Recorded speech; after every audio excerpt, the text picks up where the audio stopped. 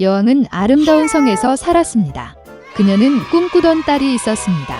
그 아이는 검은 머리에 백설공주의 피부를 가졌습니다. 따라서 그들은 그녀를 백설공주라고 불렀습니다. 여왕은 곧 죽었습니다. 왕은 오랫동안 슬퍼하지 않았고 1년 후 새로운 여왕을 궁전으로 데려왔습니다. 그녀는 아름다웠지만 화가 났습니다. 여자는 마법의 거울을 가져왔습니다. 매일 그녀는 그에 대한 그녀의 반선에 감탄하고 그에게 똑같은 질문을 했습니다. 누가 세상에서 가장 아름답습니까? 거울은 항상 진실만을 말해왔습니다. 따라서 정직하게 여왕의 아름다움을 칭찬했고 여자는 행복으로 빛났다. 백설공주는 자랐고 매년 그녀의 아름다움은 더 밝아졌습니다. 그리고 이제 다시 한번 거울에 말하면서 여왕은 이제 그녀가 세상에서 가장 아름답지 않지만 백설공주라는 응답을 들었습니다. 여왕은 자신의 궁전에서 이것을 견디지 못할 것입니다. 그녀는 충실한 하인에게 공주를 뚫을 수 없는 덤불로 이끌고 죽이라고 명령했습니다. 그러나 하인은 여왕을 위해서도 달콤한 소녀를 죽일 수 없었습니다. 그는 공주를 어두운 숲으로 데려와 그녀를 놓아주었습니다. 그리고 그는 자신이 성으로 돌아와 여왕에게 그녀의 명령을 따랐다고 말했습니다. 오랫동안 공주는 모든 종류의 숲 주민들의 도움을 받아 숲을 헤매었습니다. 백설공주는 그들에게 매우 친절해서 강한 친구가 되었습니다. 저녁에 공주는 우연히 작은 집을 우연히 발견했습니다. 그녀는 그것에 들어가 집에 아무도 없다는 것을 알았습니다. 테이블은 7인용으로 침실에는 7개의 유아용 침대가 있습니다. 그리고 이 집의 모든 것이 아주 작았습니다. 따라서 백설공주는 여기에 7명의 작은 사람이 살고 있음을 깨달았습니다. 길고 힘든 여정 끝에 그녀는 침대 중 하나에 누워 잠들었습니다. 7 난장이는 밤 늦게 집으로 돌아왔습니다. 예상치 못한 손님의 등장에 크게 놀랐다. 잠자는 백설공주는 너무 매력적이어서 드워프들은 그녀를 잠들기로 결정했고 그녀를 깨우지 않았습니다. 아침이 왔다. 백설공주가 일어나서 7 난장이를 보고 무서워했습니다.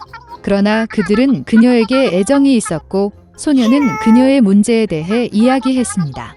그들은 즉시 백설공주를 좋아했고 난쟁이들은 그녀를 그들과 함께 머물도록 초대했습니다. 또한 그녀는 요리, 씻기 및 청소와 같은 집을 돌보는데 동의했습니다. 내일 아침 난쟁이들은 산으로 가서 금과 보석을 채취하고 밤늦게 돌아왔습니다. 일하러 나가는 그들은 백설공주에게 그녀가 사악한 괴물을 두려워하고 낯선 사람들에게 문을 열지 않았다고 경고했습니다. 이때 여왕은 평소와 같이 비밀실로 가서 마법의 거울과 이야기를 나눴다. 그런데 거울은 갑자기 그녀가 세상에서 가장 아름다운 것이 아니라 백설공주라고 말했습니다. 공주가 아직 살아있고 집에 있는 놈들과 함께 살고 있다는 것을. 여왕은 매우 화가 나서 백설공주를 직접 다루기로 결정했습니다. 그녀는 비밀실로 가서 독이 있는 사과를 요리했습니다. 겉은 매우 아름다웠지만 누군가 한 조각만 먹으면 죽을 것입니다. 사과가 준비되자 여왕은 늙은 상인이 되어 난장이의 집에 왔습니다. 달콤한 노파를 보며 백설공주는 그녀에게 미안함을 느꼈다. 그녀는 아무것도 의심하지 않고 집을 떠났습니다. 노파는 그 소녀를 잘 익은 사과로 대하고 이 사과를 먹으면 영원히 젊고 아름답다고 말했다. 백설공주는 그녀를 믿었고 사과를 물자마자 죽어 숨을 멈췄습니다. 만족스러운 여왕은 궁전으로 갔습니다. 저녁이 되자 드워프들은 퇴근하고 백설공주가 바닥에 누워있는 것을 보았습니다. 그녀는 숨을 쉬지 않았습니다. 그들은 너무 큰 소리로 흐느끼고 애통해 근처 숲에서 사냥을 하고 있는 잘생긴 왕자가 그들의 외침을 들었다. 모든 동물을 두려워하는 어떤 종류의 울부짖음이 그에게 흥미로워졌습니다. 왕자가 난장이의 집을 발견했을 때 백설공주를 보았습니다. 그녀는 너무 아름다워서 어린 왕자가 즉시 그녀와 사랑에 빠졌습니다.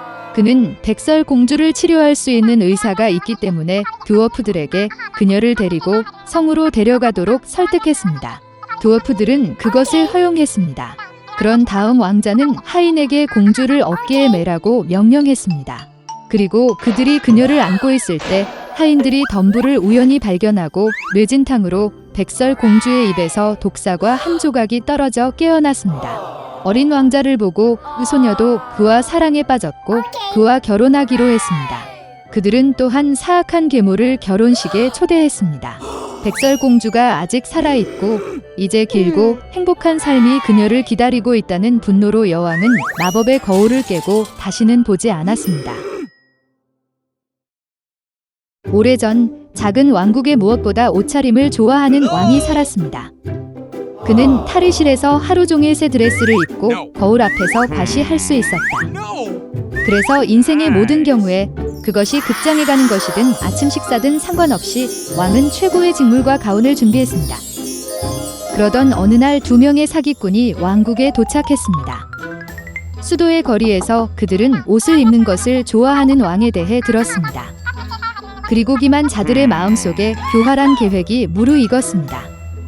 그들은 아무것도 상상할 수 없는 멋진 천을 만들 수 있는 직공으로 자칭하기로 결정했습니다. 그리고 왕이 그들에게 확실히 주의를 기울일 수 있도록 사기꾼들은 그들의 직물이 마법의 속성을 가지고 있다는 소문을 퍼뜨렸습니다. 꿰뚫을 수 없을 정도로 어리석은 사람들에게는 완전히 보이지 않습니다. 군주는 자신의 왕국에 나타난 놀라운 직조공에 대해 들었을 때 매우 기뻤습니다. 결국 그는 왕실 고문과 주제 중 어느 것이 어리석은지를 이해할 기회를 가졌습니다.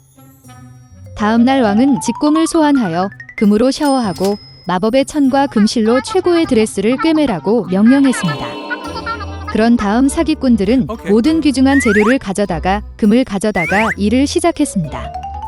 그들은 텅 빈 왕실 기계에 앉아 왕을 위해 마술 드레스를 꿰매는 척하기 시작했습니다. 이상한 직물에 대한 소문이 왕국 전역에 퍼졌고 모두가 그것을 보고 싶어 했습니다. 왕도 예외는 아니었습니다. 그는 정말 드레스를 보고 싶었지만 그가 멍청하고 단순히 천을 보지 못할까봐 두려웠습니다. 그래서 군주는 가장 현명하고 정직한 조언자를 그들에게 보내기로 결정했습니다. 옛고문이 작업장에 왔을 때 그는 사기꾼들이 빈 기계 뒤에서 어떻게 일하고 있는지 보았습니다. 그들은 존재하지 않는 드레스를 들어 올리고 보이지 않는 주름을 곧게 펴고 가짜 디자인을 칭찬했습니다.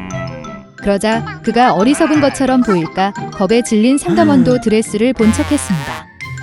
왕국으로 돌아와서 노인은 아무것도 보지 못했다는 것을 인정할 힘을 찾지 못했습니다. 따라서 그는 직물이 훌륭하다고 왕에게 보고했습니다. 목사는 고문을 따라 직공들에게 말했다. 그는 같은 방식으로 빈 기계를 바라보았고 그가 실제로 어리석고 자신의 자리에 합당하지 않다는 것을 두려워했습니다. 그래서 목사는 왕에게 돌아가 의원보다 훨씬 더 천을 칭찬했습니다. 마침내 왕은 호기심이 기계에서 제거될 때까지 감탄하기로 결정했습니다. 그는 예절의 전 직원들과 함께 직공들에게 왔습니다. 그러나 군주도 고문도 드레스를 보지 못했습니다. 그러나 그들 각자는 다른 사람들이 실제로 직물을 보고 있다고 상상하면서 의상에 감탄하기 시작했습니다. 결과에 만족한 왕은 교활한 기사의 십자가를 수여하고 그들에게 궁중직공의 칭호를 부여했습니다. 그리고 나서 새 옷을 입을 수 있는 날이 왔습니다. 악당 직공들은 자원해서 왕을 모았습니다. 그들은 통치자에게 존재하지 않는 바지를 입히고 캐미솔과 보이지 않는 카프탄을 입혔습니다. 그리고 그 과정을 본 모든 귀족들은 의상이 얼마나 아름답고 왕에게 어떻게 갔는지 말만 했습니다. 마침내 군주는 거리로 나갔다. 피험자들은 이미 왕의 웅장한 옷차림을 보기를 바라며 모여들었습니다. 그러나 온 사람들은 아무것도 보지 못했다는 것을 인정하지 않았습니다.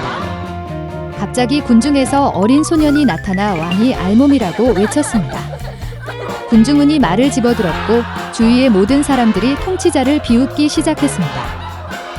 군주는 자신이 속았다는 것을 깨달았지만 왕에 걸맞게 행진을 계속했습니다. 그리고 그의 후계자는 실제로 존재하지 않는 멘트를 여전히 지원했습니다.